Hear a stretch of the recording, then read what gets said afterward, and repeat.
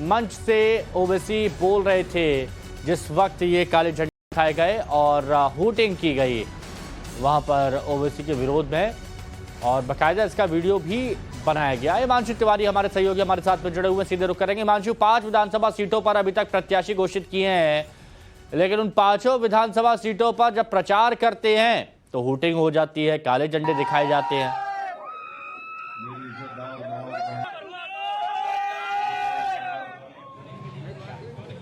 हुआ है जब जब न सिर्फ गुजरात की बात करें, जहां पर भी असदुद्दीन ओवैसी जाते हैं वहां पर भारतीय जनता पार्टी के कुछ समर्थक कहीं ना कहीं से पहुंच जाते हैं। पहले भी हमने देखा है, जब वो बिहार में गए थे वहां पर भी ऐसा हुआ था, उत्तर प्रदेश में भी जब वो गए थे उस दौरान भी ऐसा ही हुआ था, उनकी हूटिंग की गई थी। तो इस तरीके से वो लगातार जो है यहाँ पर जो भारतीय जनता पार्टी के समर्थक हैं, जो प्रधानमंत्री मोदी के समर्थक हैं, वो अक्सर उनकी रैलीज में पहुँच जाते हैं और इस तरीके से हूटिंग करते हैं। हमने देखा कि पहले भी जब यहाँ पर लगभग एक हफ्ते पहले वो यहाँ पर आए थे, सूरत जा रहे थे, अहमदाबाद में बात की थी नौ भारत से, और नौ भारत से बात करने के बाद में जब वो सूरत की तरफ जा रहे थे वंदे भारत ट्रेन से तो पथराव हुआ था। उस दौरान भी उन्होंने उनके साथ में वारिस पठान थे, उन्होंने फोटो ट्वीट किया था कि देखिए इस तरीके से मैं जा रहा हूं, तो इस दौरान जो है पथराव हो गया था। हालांकि इस बात को इस तरीके से नहीं कहा जा सकता कि चूंकि उस ट्रेन में असदुद्दीन ओवैसी बैठे थे इसलिए पथराव हुआ था। हो सकता है कि कुछ शरारती तत्वों ने एक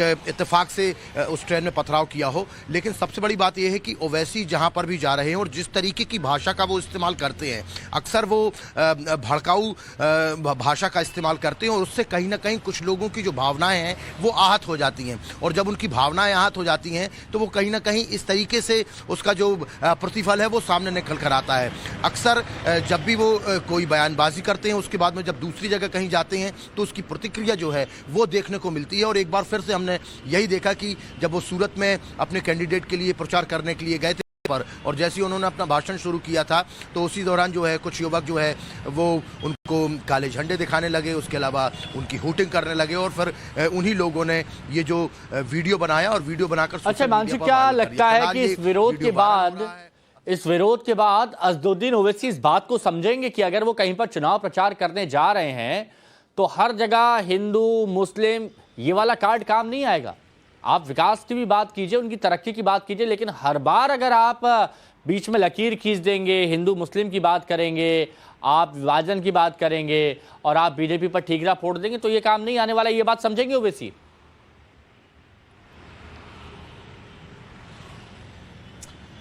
देखिए, मुझे ऐसा नहीं लगता है कि ये बात समझने वाले ओवैसी, क्योंकि उनकी पूरी की पूरी राजनीति जो है वो हिंदू मुस्लिम के पायदान पर ही टिकी हुई है। यदि वो हिंदू मुस्लिम नहीं करेंगे, वो मुसलमानों का पक्ष नहीं लेंगे, तो जो मुस्लिम वोट बैंक है वो उनको मिलेगा नहीं, हिंदू वोट बैंक उन्हें मिलता नहीं है। तो मुसलमानों को, हिंदुस्तान के मुसलमानों को एकजुट करना चाहते हैं। बीजेपी ऑलरेडी पहले ही से कहती रही है कि इनकी जो प्रवृत्ति है वो जिन्ना वाली प्रवृत्ति है, मुसलमानों की बात करते हैं, ये मुस्लिम वोट बैंक की बात करते हैं और कहीं ना कहीं ये मुसलमानों को बरगलाने की कोशिश भी करते हैं। उनके भाई ने भी जिस तरीके की बयानबाजी पहले की, अकबरुद्दीन ओवैसी ने, हमने सुना है कि किस तरीके से उन्होंने भड़काने वाली बातें कही थी। तो मुझे ऐसा नहीं लगता है कि इस तरीके से यदि ओवैसी के साथ में उसका विरोध किया जाएगा या उनको काले झंडे दिखाए जाएंगे, उनकी हुटिंग की जाएगी, तो वो अपने बयानों से पीछे हो जाएंगे।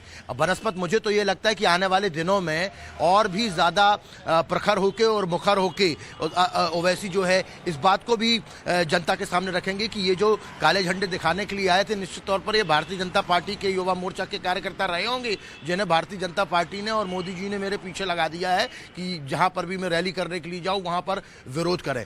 लेकिन देखने वाली बात यह होगी कि इस तरीके से यदि विरोध होता है तो कहीं ऐसा ना हो कि आने वाले दिनों में यदि बार बार इस तरीके की पुनरावृत्ति तो कोई बड़ा इस तरीके का वोटिंग के बाद में कोई इस तरीके बिल्कुल ऐसा हो सकता है कि दोनों तरफ से ही लोगों के अंदर आक्रोश आ जाए और उसके बाद यहां पर लॉ एंड ऑर्डर की सिचुएशन बिगड़ जाए। आप हमारे साथ बने रहें। एक और बड़ी खबर यहां पर बता देते हैं। ओवैसी ने गुजरात में नरोदा पाटिया दंगे के दोषियों में से एक की बेटी को टिकट देने को लेकर बीजेपी पर हमला बोला है।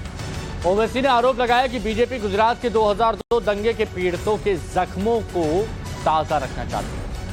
बीजेपी पीड़ितों को सलाह देती है कि वो जुल्म भूल जाएं, लेकिन दूसरी ओर इन जख्मों को ताजा रखना चाहती है। ये वो ट्वीट है, देखिए ट्वीट हम आपको दिखा रहे हैं। गुजरात 2002 के नरसंहार के पीड़ितों को लोग सलाह देते हैं कि अब उन्हें वो जुल्म भूल जाना चाहिए, लेकिन बीजेपी इन जख्मों को ताजा रखना चाहते हैं। नरोदा पाटिया के नरसंहार का मुजरिम अपनी बिटिया रानी भाजपा प्रत्याशी के लिए वोट भी मांग रहा है। काहे का सबका साथ और विकास। पीएमओ इंडिया को चेक किया, ये वो ट्वीट जो हम आपको दिखा रहे हैं। हिमांशु तिवारी हमारे सहयोगी हमारे साथ में बने हुए हैं। हिमांशु, जो जिक्र कर रहे थे बिल्कुल वैसा ही हो रहा है। देखिए, आप दंगों की बात कर रहे हैं, आप फिर से हिंदू मुस्लिम की बात कर रहे हैं, आप बात कर रहे हैं कि यहाँ पर जो दंगे हैं, दंगों के जो पीड़ित हैं, उनके जख्मों को कुरेदा जा रहा है। यानी आपके पास और कोई मुद्दा बचा नहीं है। और गुजरात की जनता विकास चाहती है और इसीलिए कहा जाता है कि गुजरात में ज्यादातर जो मुसलमान हैं वो बीजेपी का एक बड़ा वोट बैंक है, क्योंकि वो विकास की बात चाहते हैं। वो नहीं चाहते कि आप दंगों की बात करें, वो नहीं चाहते कि आप हिंदू मुस्लिम की बात करें, डिवाइड एंड रूल वाली पॉलिसी लाएं।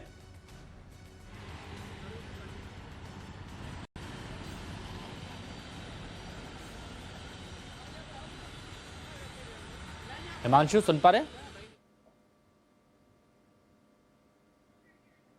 चलिए दोबारा जुड़ेंगे हमारे सहयोगी हिमांशु तिवारी से। तो असदुद्दीन ओवैसी के ट्वीट आप देख रहे हैं।